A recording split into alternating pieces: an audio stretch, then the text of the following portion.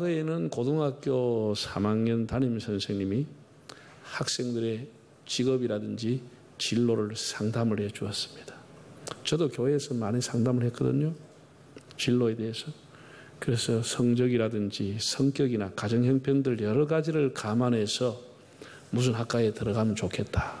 혹은 어떤 직업이 좋겠다. 이렇게 어떤 길로 가라고 권면을 했는데 요즘은 직업 상담은 거의 할 수가 없습니다. 모든 것이 불확실하기 때문입니다.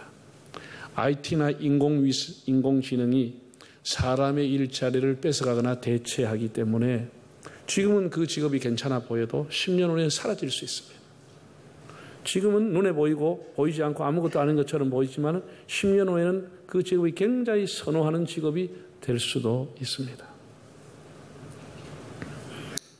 그래서 예측이 불가능한 시대를 우리가 살아가는 겁니다. 특별히 우리 한국 사람은 지금 북한의 벼랑 끝 전술로 한국 사회의 미래를 예측하기가 굉장히 어렵게 됐습니다. 예측은커녕 우리는 더 불안과 두려움과 공포가 앞을 들이우고 있습니다. 신학자인 폴 틸리는 그의 책 존재의 용기라고 하는 책에 3가지의 불안에 대해서 기록을 했습니다. 사람이 첫째는 존재론적인 불안을 갖고 있다라고 했습니다. 이 말의 의미는 자기 운명에 대한 불안, 죽음에 대한 불안을 갖고 있다는 겁니다. 피할 수 없는 이 죽음에 대한 두려움은 모든 사람이 다 갖고 있다는 겁니다. 어떤 죽음을 맞이할지, 언제 맞이할지. 특별히 사랑하는 가족을 먼저 떠나보낸 사람은 죽음에 대해서 공포가 더 크다라고 했습니다. 두 번째, 목적론적인 불안이 있다고 했습니다. 사람이 어디서부터 와서 어디로 가는 존재인지 늘 거기에 대한 고민, 자기의 나이, 자기의 세월이 가면서 내 인생이 이렇게 끝나는지 거기에 대한 허무감, 무의미, 공허함. 세월은 가는데 자기의 목적, 자기의 목표를 이루지 못하고 꿈을 이루지 못한 데 대해서 사람들은 굉장히 불안해하는 것입니다. 세 번째는 도덕적인 불안을 갖고 있습니다. 죄라든지 어떤 사람들로부터 정죄에 대한 불안. 철학자 칸트는 사람은 도덕적인 존재라고 정의를 했습니다만 사람은 다 양심을 가지고 있고 도덕률을 갖고 있습니다. 죄에 대해서 늘 범민하는 겁니다. 유혹에 빠질까 혹은 죄를 지을까, 죄를 짓고 난 이후에 오는 어떤 불안, 죄에 대한 불안을 갖고 있다. 이렇게 존재론적 혹은 목적론적 도덕론적인 불안 속에 살아간다고 정의를 했습니다. 그런데 사실 그런 것만 불안한 건 아니죠. 현실적으로 우리가 살아가면서 건강에 대한 불안, 또 경제에 대한 불안, 지금 장수시대입니다만 노후에 대한 불안, 사람과의 관계 신뢰가 깨어지고 가족 간에 혹은 배우자 간에, 부모와 자식 간에, 이웃 간에, 친구 간에 신뢰가 깨어질까 봐 하는 불안, 사업과 직장에 대한 불안, 이런 많은 불안한 요소를 가지고 두려움과 근심 속에 살아가는 겁니다. 그게 좀 크면 공포가 이제 오는 것이죠. 오늘 여러분 성경 본문에 보면 배경은 이렇습니다. 헤롯 안티파스라고 하는 사람이 분봉왕이 돼서 갈릴리 지역을 다스리고 있을 때 로마 황제의 인심을 얻으려고 갈릴리의 생선을 수출하고 세금을 많이 올려서 많은 돈을 거두어서 황제에게 뇌물도 갖다 바치고 진귀한 물건을 상납을 했습니다. 거기다가 아내를 버리고 제수를 데리고 사는 등 그 사생활이 엉망이었습니다. 그래서 세례요한이 꾸짖었죠. 그렇게 하면 안 된다고. 그랬더니 세상에 그렇게 모든 사람의 존경을 받던 세례요한을 참소했습니다. 그럼 백성들은 이제 선지자마저 죽고 나니까 의지할 데가 없는데 나사렛에서 젊은 새로운 선지자가 나타났다니 예수님이 가시는 곳마다 인산인해를 이루게 된 겁니다. 사회에 대해 실망했던 사람들이 예수님께로 모여와서 그날도 베세다 들녘에 장정만 5,000명이 모일 만큼 많은 사람이 모였습니다. 넓은 그런 잔디밭에 많이 모였습니다. 거기서 예수님이 오병이어의 기적이 일어났죠. 오병이어의 기적이 일어나니까 사람들이 깜짝 놀란 거예요. 그 배고픈 군중들이 예수님을 보고 좀 환장을 한 겁니다. 세상에 이런 일이 어떻게 일어날 수 있는? 모두가 다 지정신을 잃어버렸어요.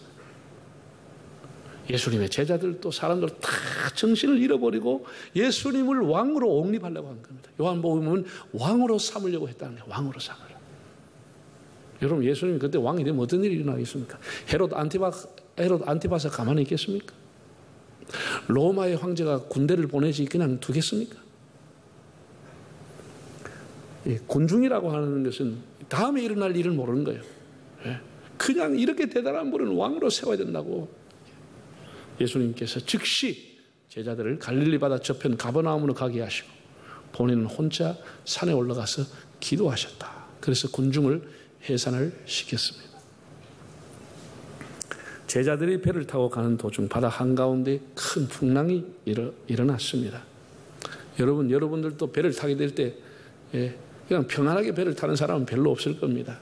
아무 생각 없으면 모르지만 조그만 보트를 하나 타도 낚싯배를 하나 타도 혹시 이 배가 괜찮을까? 오늘 바람이 괜찮을까? 바다 가도 괜찮을까? 자꾸 배가 점점 육지에서 떨어져 갈수록 한쪽은 불안하지요. 우리 여객선은 큰 배를 타도 큰 배라는 게 대단한 것처럼 보이지만 여러분 바다 한가운데 떠있는 배는 아무리 커도 인력 편주에 불과한 겁니다. 막 풍랑이 치고 바람이 불고 몰아치면 철렁철렁하면 다 두려움이 엄습하는 겁니다. 괜찮을까? 예수님께서 즉시 오셔서 풍랑 가운데 있는 그들을 건져주시면서 너희가 왜 믿음이 작느냐? 왜 의심을 하느냐? 이렇게 말씀을 했다고 합니다. 예수님은 500예를 통해서 또 이 풍랑을 제어하는 것을 통해 가지고 물리의 법칙과 그리고 자연의 법칙을 초월하시는 능력을 보여주었습니다. 고대 메소포타미아 사람이나 히브리 사람들은 늘 바다에 대한 두려움을 갖고 있었습니다. 깊은 바다 속에 괴물이 살고 있다. 괴물이. 그래서 이 바다라고 하는 것은 죽음의 어떤 공포, 두려움의 대상이었습니다. 어쩔 수 없이 바다를 운행하며 상업을 하고 배를 타고 다니지만 바다에 대한 두려움은 항상 사람이 가지고 있는 것이에요. 바벨론 신화에 나온 티아맛이라고 하는 이름을 가지고 있는 그 괴물, 어두움과 혼돈의 용이라는 뜻을 가지고 있는 티아맛, 그 괴물이 깊은 바다 속에 살고 있다. 그래서 한 번씩 노하면 배를 뒤집어 버리거나 큰 풍랑을 일으킨다고 사람들은 생각했습니다. 여러분, 요한계시록 보면은 유리바다라는 용어가 나옵니다. 내가 유리바다를 보았다. 그 유리바다가 왜 유리바다라는 거 아세요? 잔잔한 바다가 아니고 그 깊은 속에, 바다의 깊은 곳에 용이, 괴물이, 티아맛이 살고 있다고 생각했던 히브리 사람들에게 사도 요한이 한 메시지입니다. 이제는 새로운 하늘과 새로운 땅, 새로운 바다가 나타나는, 거기에는 용과 이무기가 없고 투명하게 들여다볼 수 있는 유리바다라고 얘기한 겁니다. 투명하게 들여다보니 용이 없다, 이거 얘기입니다. 걱정하지 마라. 바다에 대해서 걱정하지 말아라. 새로운 바다다. 그런 얘기를 하기 위해서 투명한 유리바다라는 용어를 쓴 겁니다. 그만큼 사람들은 다 이 바다에 대해서 두려움을 갖고 있는 겁니다. 오늘 이제 여기에 대해서 제가 믿음의 힘에 대해서 말씀을 드리겠습니다. 먼저 저는 여러분들에게 여러분 자신을 믿는 믿음을 가질 것을 권합니다. 돈키호테가 되라는 뜻은 아닙니다. 사람이 자기가 자신이 가진 한계가 있지만은 그 한계 안에 머물러 있지 말고 한계를 극복하고자 하는 마음, 먼저 자신을 신뢰해야 되는 겁니다. 에이, 내가 뭘 할 수 있겠나? 에이, 나는 안 돼. 에이, 내 나이가 지금 뭐 몇인데, 나는 뭐 이 부산에 살아가 뭐 하겠어? 내가 뭐 밥이나 할 줄 아는 가정주부인데 나는 안 돼.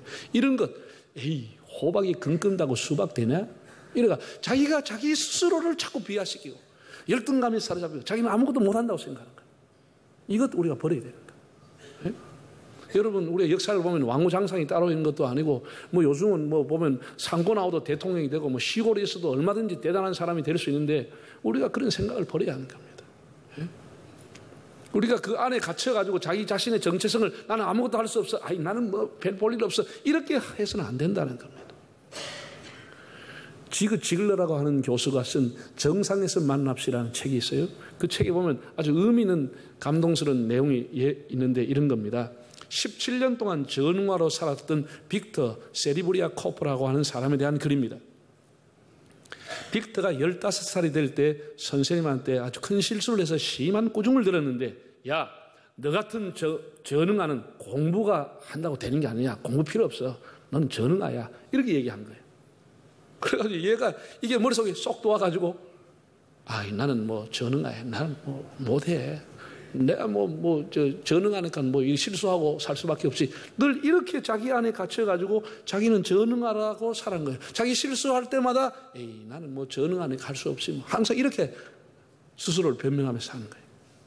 날이 갈수록 심하게 자기의 정체성은 전응하라 이렇게 사는 거예요. 그러다가 어느 날 32살이 될 때 17년 동안 전응하라 살았던 그가 32살이 될 때 우연히 IQ 검사를 해봤는 거예요. IQ를 했는데 IQ가 161이 나온 거예요. 이 3부 예배 오신 분들은 대충 아네. 1, 2부 예배는 161이라고 할게 눈만 말도 161이 얼마나 대단한지 모르는 거예요. 완전히 천재입니다. 161 나오면 150 이상 나오면 130만 나오면 천재입니다. 그런데 161이 나와서 대단한 IQ예요. 그래 당신은 천재입니다 통보하는데 본인이 못 믿으니까 전응하러 살았으니까 가서 나는 아닙니다. 뭐가 번호가 잘못됐는지 다른 사람 건 나한테 왔겠죠. 그래 다시 여러 각도로 검사해봐도 역시 비슷한 IQ가 나온 거예요. 결론이 뭐냐? 당신은 천재입니다. 그리고 이 사람은 15세부터 17년을 전응하러 살았는데 그날부터 자기 인생을 바꿔버렸어요. 나는 천재야. 그리고 실수하면 전에는 전응해서 실수했는데 천재도 이 정도는 실수할 수 있지 이렇게 생각이 되는 거예요. 모든 것을 천재로 바꾸는 거예요.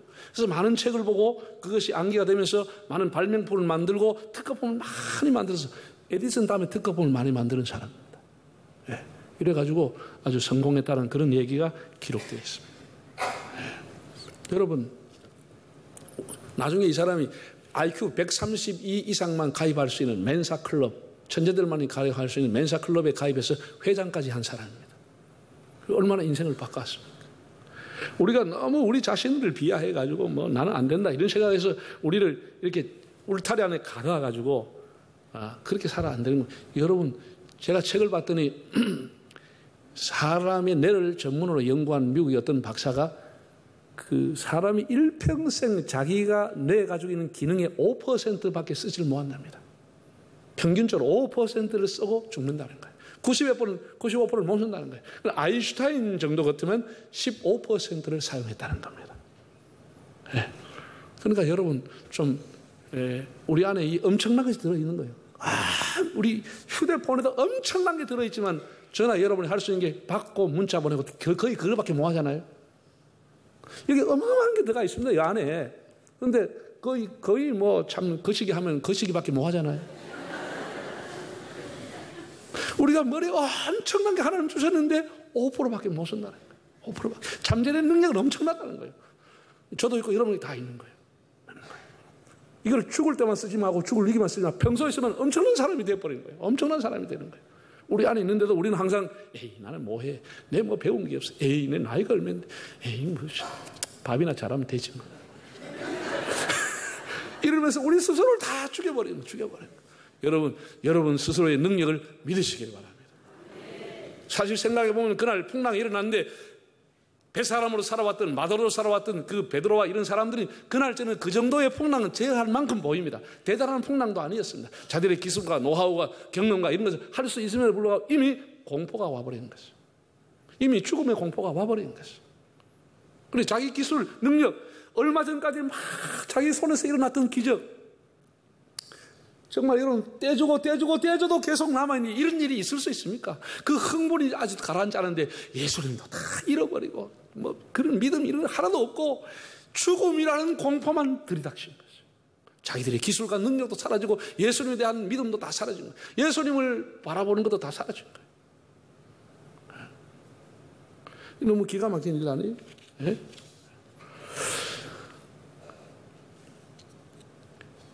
이 세상에서 아무런 두려움도 걱정도 없이 편하게 사는 사람이 있긴 있습니다. 누군지 아세요? IQ가 80 이하인 사람은 어떤 일이 와도 마음이 평안합니다. 걱정이 없습니다. 왜? 미래를 예측하지 않기 때문에, 이것이 얼마나 위험한 줄 모르기 때문에 이 사람은 언제나 마음이 평안하고 사람들이 뛰도 저 사람 왜 뛰나 하고 앉아있는 겁니다.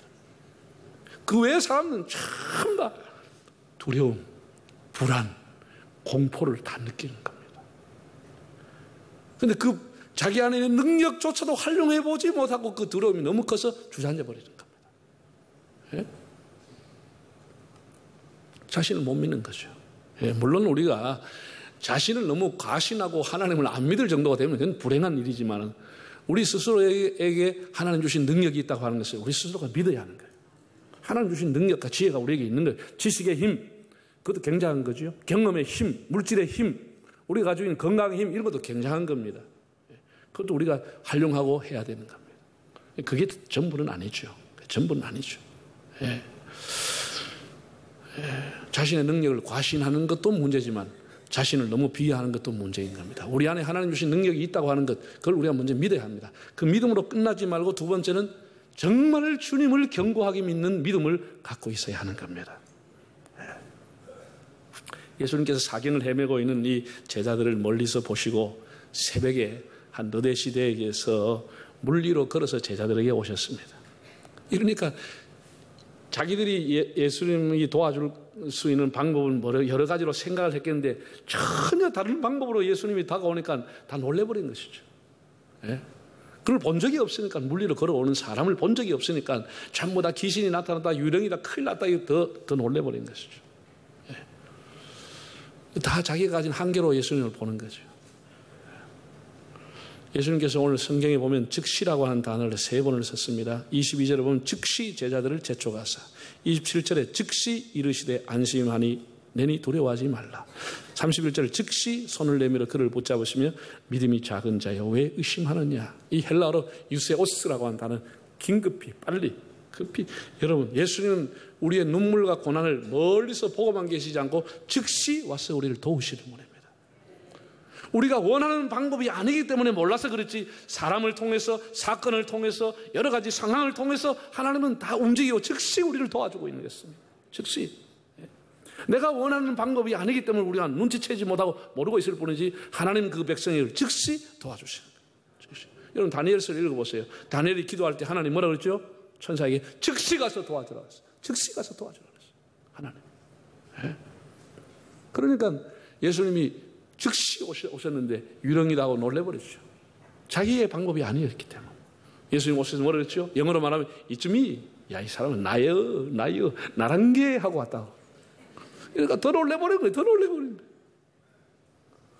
지금도 은밀히 조용히 가만히 보고 계신 하나님, 우리 인생이 기도하고 어려울 때 즉시 우리를 와서 도우시는 하나님, 예, 이 하나님에 대한 믿음을 여러분 견고히 가지시기를 바랍니다. 제가 생각해 봤습니다. 우리가 믿음 하지만은 정말 믿음 부재의 시대에 살고 우리 자신조차 믿음이 왜 이렇게 약해질까? 정말 믿음이 필요할 때 왜 믿음이 작동하지 않을까? 생각을 해봤거든요. 네, 다 우리의 이기심들 때문입니다. 이기심 때문입니다. 네. 여러분 예를 들어서 여기 500원짜리 동전이 있다고 생각해 보세요. 이 500원짜리 동전의 크기와 저 백양산 크기는 이거는 비교할 수가 없습니다. 이거는 뭐 다윗과 골리앗 정도가 아니고 아예 백양산 크기와 이것은 비교가 안 되는 거죠. 그런데 이 500원짜리 동전이 훨씬 백양산보다 크게 보이는 거예요. 이게 문제라는 거예요. 왜? 이 사건이 너무 크기 때문에 이것만 집중하는 거예요.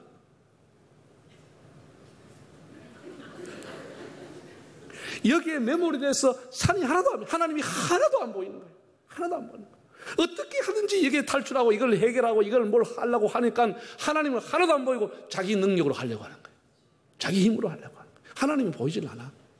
그동안 20년, 30년 믿어왔던 믿음은 언제 간 데도 없고 하나님은 하나도 보이지 않고 이거밖에 안 보여. 어떻게 하면 해결하지? 누가 와서 이걸 도와주지? 어디서 돈을 구하지? 이거 조금만 도와주면 되겠네. 이래가지고 하나님이라고 하는 믿음이 하나도 작동이 안 되는 거예요. 작동이 안 되버리는 거죠. 이게 참 우리의 불행이라는 거예요. 우리가 살든지 죽든지 하나님 앞에 그 일을 맡겨버리면 하나님이 해결할 건데 못 맡기는 거예요. 하나님은 못 믿어. 내가 하는 게 더 다부지고 단단히 할 수 있는데 하나님 진짜 해낼까? 하나님 못 믿는 거예요. 못 믿는 거예요. 네. 어떤 사람이 떨어져가지고, 낭떠러지 떨어져가지고 나뭇가지를 탁 잡았어요. 겨우 이제 대롱대롱 살아있는 거예요. 밑에 내가 뭐 새까만 떨어지면 박살, 밑에 바 있는데 박살. 그리고 어떻게 하든 여기서 나가야 되는데 막 고함을 쳐, 하나님, 저 좀 구해주세요. 하나님, 저를 살려주세요. 고함을 지르니까 하나님이 말씀을 했어요. 그래, 너 나를 믿냐? 예, 하나님, 제가 하나님 믿어요. 하나님 살려주세요. 그래, 나를 믿으면 그 손을 놔라.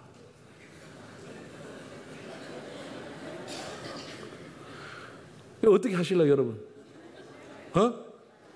그러니까 이 사람이 뭐라 그러냐? 그 하나님 말고 다른 사람은 없습니까? 이게 유명한 케리 케코르에 나오는 예화야. 케리 케코르 쓴 책에 나오는 예화야. 이렇게 사람은 하나님 불신한다는 거예요. 믿음 하지만 하나님 믿지 않고 자기를 믿는다는 거예요. 자기 원하는 방법을 따라간다는 거예요. 그 하나님 말고 다른 사람은 없냐고. 이래서 우리 믿음이 작동을 못하는 겁니다. 이게 우리 믿음의 현주소고 믿음의 실체인 겁니다. 오토버그라고 하는 미국 목사가 이렇게 얘기했습니다. 만일 당신이 물리를 걷는 기적을 경험하고 싶다면 일단 배에서 뛰어내리라. 정말 네가 물리를 걷고 싶다면 일단 배에서 뛰어내리라고 했습니다. 근데 그런 믿음 우리가 없잖아요. 예. 베드로도 뛰어내리다가 그냥 바람 보고 금방 빠져버렸습니다. 예. 여러분, 성경에 보면은 하나님을 전적으로 신뢰한 사람은 정말 위대한 사람들 아닙니까? 아브라함이 고향 친척 아비 집을 떠나라고 했을 때 그냥 도말하지 않고 변명하지 않고 떠나버리는 것은 순종이라고 하는 이 믿음, 순종이 믿음인 것은 아들을 바치라고 했을 때 따지지 않고 그냥 바쳐버리는 것입니다. 그게 그 믿음이 하나님 그 믿음을 보았다라는 거예요. 네? 여호수아 시대 사람들이 여리고 성을 돌아라고 했을 때 그 창검을 가지고 있는 강한 여리고 군대 앞에서 창검도 없이 여리고 성을 돌았다는 거예요. 그리고 그 성이 무너졌다고 하는 거예요. 이 믿음이라 하나님을 신뢰한 믿음이 결국은 우리를 일으키는 것입니다. 자기 머리 안에 자기 계산 안에 하나님을 가두고 그렇게 하지 마세요. 여러분, 우리 이 교회가 25년 전에 지었습니다. 지금은 이렇게 리모델링해서 조금 이렇게 화장을 했지만은 이 틀은 그대로입니다. 이거 25년 전에 그 많지 않은 교인들이, 가난했던 교인들이 전부 헌금하고 기도해서 모아서 이 몇 층 건물, 6층 건물 이거 지었습니다. 사람이 머리로 할 수 있어요? 뭐로 해요? 믿음으로 하는 거예요. 자기 할 만큼 하고 나머지는 다 기도하고 믿음으로 하는 거예요. 믿음으로 하면 하나님께서 어떤 방법을 통해서든지 하나님이 채우시는 거예요. 그게 하나님의 믿음의 힘이라고 하는 거예요. 7년 전에 우리 교회가 비전센터를 지었습니다. 그 비전센터를 짓고 여기 리모델링까지 하는데 100억 이상이 들었습니다. 여러분, 100억이 얼마나 큰 돈인지 아시죠? 엄청난 돈입니다. 100억이 들었습니다. 그 엄청난 일을 우리가 믿음을 가지고 한 것이지 돈을 가지고 한 것이 아닙니다. 돈을 가지고 한 게 아닙니다. 믿음을 하는 것입니다. 교회는 사람의 머리만 가지고 가면 맨날 고아서 멘도입니다. 맨날 한 20병 사고 맨날 아무도 못해요. 아무도 못해요. 하나님 앞에 믿고 신뢰하고 믿음으로 하는 겁니다. 믿음으로. 여러분 가정도 마찬가지입니다. 믿음으로 하는 것입니다. 믿음으로. 왜 그렇게 의심하느냐? 왜 믿음이 없느냐? 주님 그렇게 책망했습니다. 하나님을 믿지 않고 자기를 믿고 일을 벌리는 게 그게 문제지. 하나님을 믿는 믿음, 하나님께로부터 오는 확신, 이것이 중요한 겁니다. 네? 네. 솔직히 우리가 인생에 지나놓고 나면 이후에 되어진 기적 같은 일들은 다 뭐라 그러죠? 하나님이 하셨습니다. 하나님이 하신 일이다. 그렇게 고백할 수밖에 없죠. 사람이 할 수 없었으니까. 사람이 할 수 없었으니까. 사람의 힘으로는 되지 않았으니까.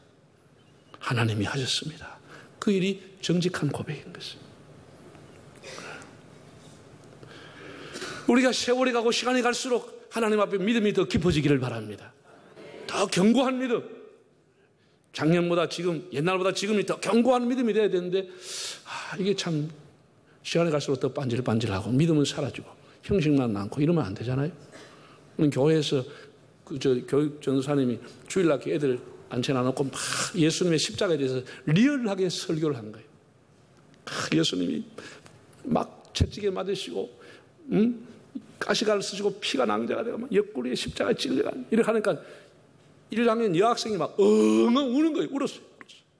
그래서 선생님이 놀래가 야야 뭐 어디 아프나 왜 그러는가 이게 예수님이 얼마나 아팠을까 예수님이 얼마나 불쌍해 예수님이 얼마나 아팠을까 이렇게 얘가 우는 거예요.